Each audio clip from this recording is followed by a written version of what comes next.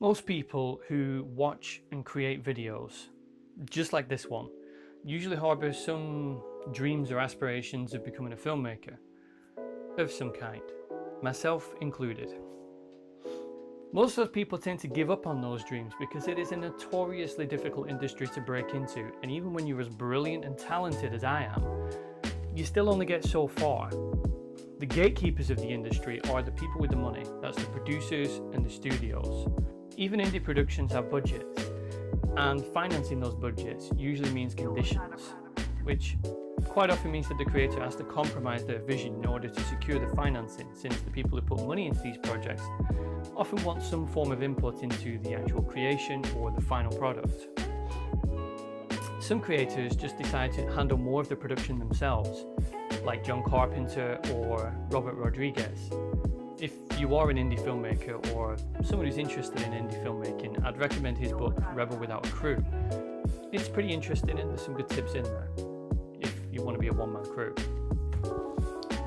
But one man decided to say, fuck it, I'll do it myself. And that man was Steven Soderbergh. Steven Soderbergh is a guy who's not afraid to clash with the Hollywood industry if it doesn't meet his specific needs or goals. To me, this makes him somewhat aspirational because he doesn't compromise his vision unless it's an overall benefit to the actual project that he's working on. He's less concerned with critical or commercial success, even though he's had shitloads of both.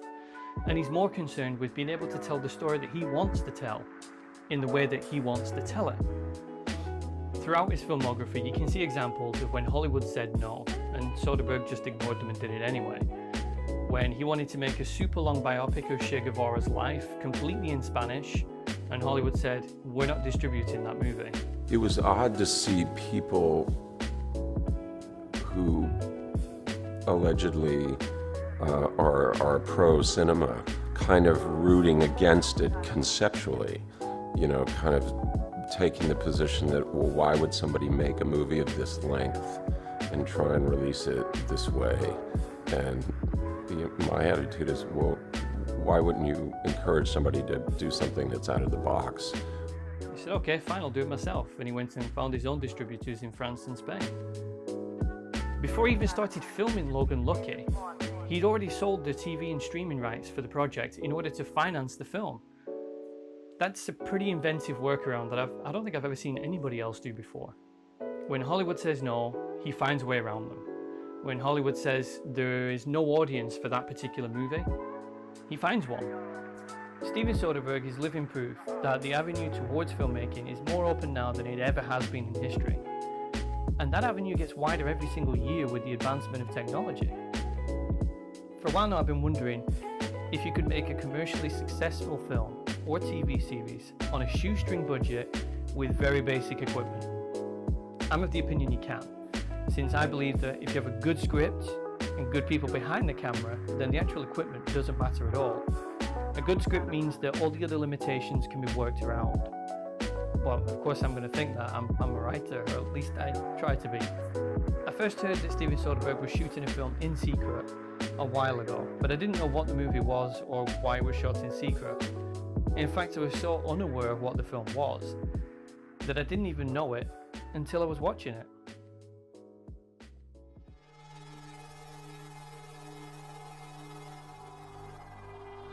From the very first minute, I knew something was a bit off. The lighting was so basic and minimal.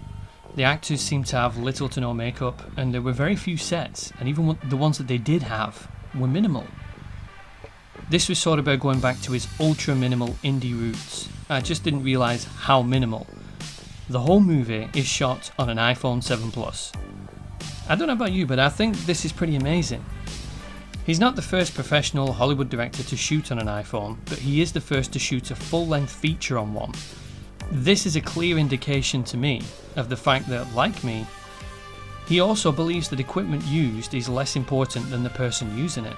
I can't actually confirm this since I'm not personal friends with Steven Soderbergh, but I think the reason why he chose to shoot on an iPhone was because so many in the industry would have told him that he couldn't. In Soderbergh's opinion, the creators are the things which shape the medium of film, not the equipment that they use. shooting on an iPhone actually had some unusual benefits which perfectly fit the theme and tone of his movie. Unsane is the story of a woman committed to a mental institute when she isn't actually mentally unwell. Her status as a mental patient means that whenever she tries to call for help, people don't believe her and just assume that she's mentally ill. There's a bit more to the story than that, but I won't go into detail in case you decide to watch it.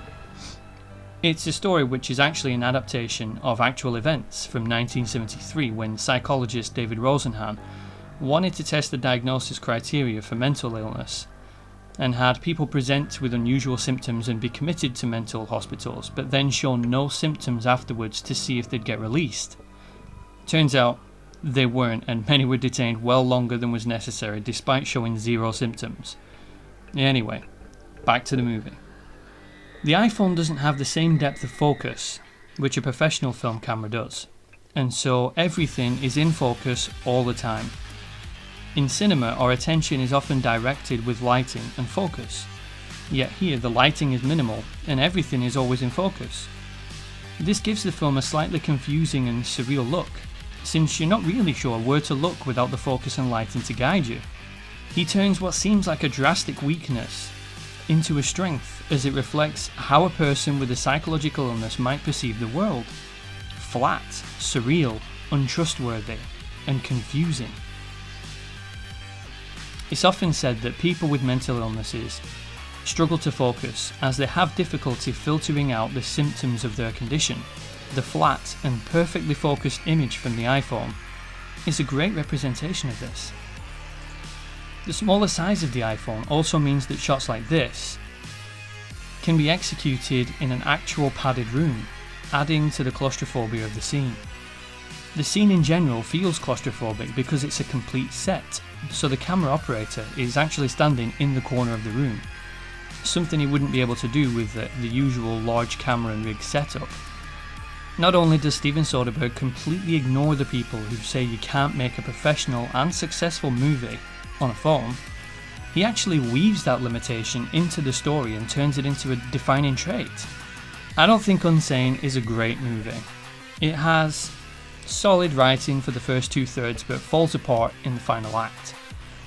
Its visuals are striking, yet at the same time they're kind of ugly and uncompelling. But I admire this movie more than any other that I've recently seen because it helps me see the limitations of filmmaking and not the equipment. By making a movie which has not only been fairly well received but also commercially successful, he's proven that the only reason that you or I or anyone else haven't yet made that feature film or TV show is because we lack the drive to start it. So don't wait until a producer or a studio discovers you, because let's be honest, they won't. Don't lie to yourself and say that you don't have the right equipment, because let's be honest, that's an excuse, not a reason. And don't kid yourself into thinking that you don't have the right budget. What you don't have is the right mindset. Adopt the Soderbergh mindset and say, fuck it, I'll do it myself.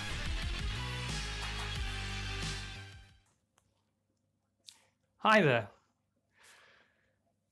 Recently I've noticed a trend in my analytics. I've made a couple of longer form videos and they've not been watched quite as much by you guys as the shorter videos that I've done. So basically what I want to do here is to get your feedback in the comment section. Just let me know what type of videos you like to see, how long you like them to be.